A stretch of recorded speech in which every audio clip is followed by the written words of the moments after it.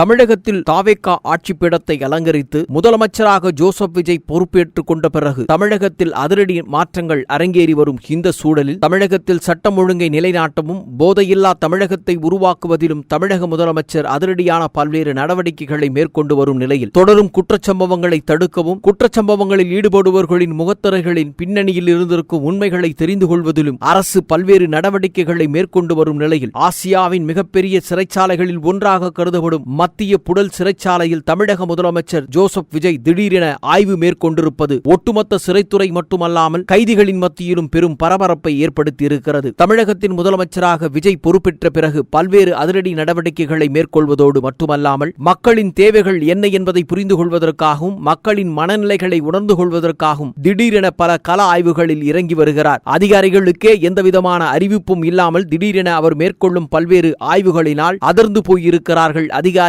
என்பதான நிலைப்பாட்டில் இன்று காலை தமிழகத்தின் முக்கிய சிறைச்சாலைகளில் ஒன்றாக கருதப்படும் ஆசியாவின் மிகப்பெரிய சிறை வளாகத்தில் ஒன்றாக கருதப்படும் மத்திய புழல் சிறையில் தமிழக முதலமைச்சர் ஆய்வு மேற்கொண்டு தனது அதிகாரிகளுடனான அந்த ஆய்விலே பல்வேறு விதமான கேள்விகளை அடுக்கடுக்காக கேட்டு சிறைத்துறை அதிகாரிகளை திக்குமுக்காட செய்திருப்பது பெரும் கேள்விகளை ஏற்படுத்தியிருக்கிறது. அந்த வகையில் தமிழக முதலமைச்சருடன் உள்துறை செயலாளர், சிறைத்துறை தலைமை இயக்குனர், புழல் சிறைத்துறையினுடைய உயர் அதிகாரிகள் என பலரும் ஆய்வின் போது முதலமைச்சர் முன்பாக சங்கமித்தனர். அப்பொழுது சிறை வளாகத்தில் ஆய்வுகளை மேற்கொண்ட முதலமைச்சர் அப்பொழுது சிறை வளாகத்திற்குள் மேற்கொள்ளப்படும் சட்ட ஒழுங்கு நிலைப்பாடுகள் குறித்தும் அங்கு கடைபிடிக்கப்படும் முக்கிய சட்ட அம்சங்கள் குறித்தும் விவரங்களை கேட்டறிந்ததோடு கைதிகளுக்கான அடிப்படை வசதிகளும் அங்கு நடைமுறைப்படுத்தப்படும் சட்ட விதிகள் முறைகளை குறித்தும் பல்வேறு கேள்விகளை அடுக்கடுக்காய் கேட்டதோடு விசாரணை கைதிகள் மற்றும் தண்டனை கைதிகள் என இரு தரப்பினருக்கும் தனித்தனியே இருக்கும் வளாகத்தின் பல்வேறு இடங்களையும் அதிரடியாய் உள்ளே சென்று ஆய்வுகளை மேற்கொண்டதால் ஒட்டுமொத்த கைதிகளும் முதலமைச்சரின் வருகைக்காக வியந்து பார்த்ததோடு தங்களின் குறைகளையும் முதலமைச்சரிடம் கொண்டு செல்ல வேண்டும் என்ற முனைப்போடு காத்திருந்த காட்சிகளும் பரபரப்புகளுக்கு பஞ்சமில்லாமல் போனது. புழல் சிறைச்சாலையில் ஆய்வுகளை மேற்கொண்ட தமிழக முதலமைச்சர் சிறை சமையலறைக்கு சென்று கைதிகளுக்கு வழங்கப்படும் உணவின் தரத்தை பரிசோதித்ததோடு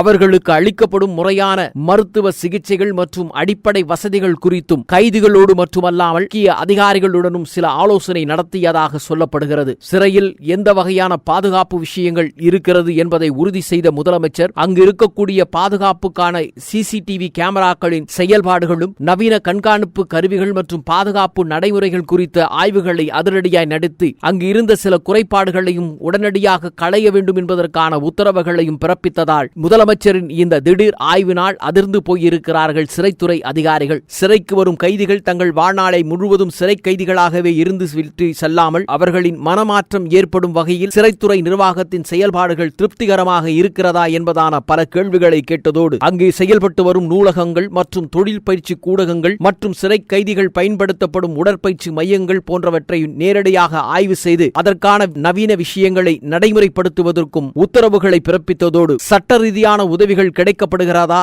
என்பதான கேள்விகளையும் எழுப்பியிருக்கிறார். சில கைதிகள் பல நாட்களாக சிறையில் பிணை கிடைக்க முடியாமல் சிறையிலேயே தண்டனைகளை அனுபவித்து வரும் நிலையில் அவர்களுக்கான இலவச சட்ட ஆலோசனை குழுக்கள் மூலமாக இலவச சட்ட உதவிகள் விரைந்து கிடப்பதற்கான நடவடிக்கைகளை எடுப்பதற்கான அதிகாரிகளுக்கு உத்தரவிட்ட முதலமைச்சர் இந்த திடீர் ஆய்வின் மூலமாக பல்வேறு அதிரடி நடவடிக்கைகளை மேற்கொண்டிருப்பதோடு அங்கிருக்கும் அதிகாரிகளுக்கு பல்வேறு அதிரடி உத்தரவுகளையும் பிறப்பித்திருப்பதாக சொல்லப்படுகிறது. சிறை வளாகங்களில் போதைப் பொருட்களின் நடமாட்டங்கள் அதிகரித்து இருப்பதாக சொல்லப்படுவது உண்மைத்தன்மைதானா என்பதை கண்டாராய்வதற்காகவேதான் முதலமைச்சர் இந்த ஆய்வுகளை மேற்கொண்டிருப்பதாக ஒருபுறம் சொல்லப்பட்டாலும் சிறைவாசிகள் சந்திக்கின்ற சவால்களை அவர்களுக்கான மனித உரிமை மீறல்கள் அரங்கேறாமல் தடுக்கப்படுகிறதா என்பதையும் உறுதி செய்யும் வண்ணமாக முதலமைச்சர் தனது திடீர் ஆய்வு மூலமாக அதிரடியான பல முக்கிய முடிவுகளை எடுத்திருப்பதாகவும் உடனடியாக சிறைத்துறையின் தலைமை அதிகாரிகளிடம் பல உத்தரவுகளை பிறப்பித்திருப்பதாகவும் சொல்லப்படுகிறது. எது எப்படி இருந்தாலும் ஆசியாவின் மிகப்பெரிய சிறைச்சாலைகளில் ஒன்றாக கருதப்படும் சுமார் 4000க்கும் மேற்பட்ட சிறை கைதிகள் இருக்கும் பிரம்மாண்டமான பெரிய சிறைகளில் ஒன்றாக கருதப்படும் மத்திய புழல் சிறையில் முதலமைச்சர் திடீர் என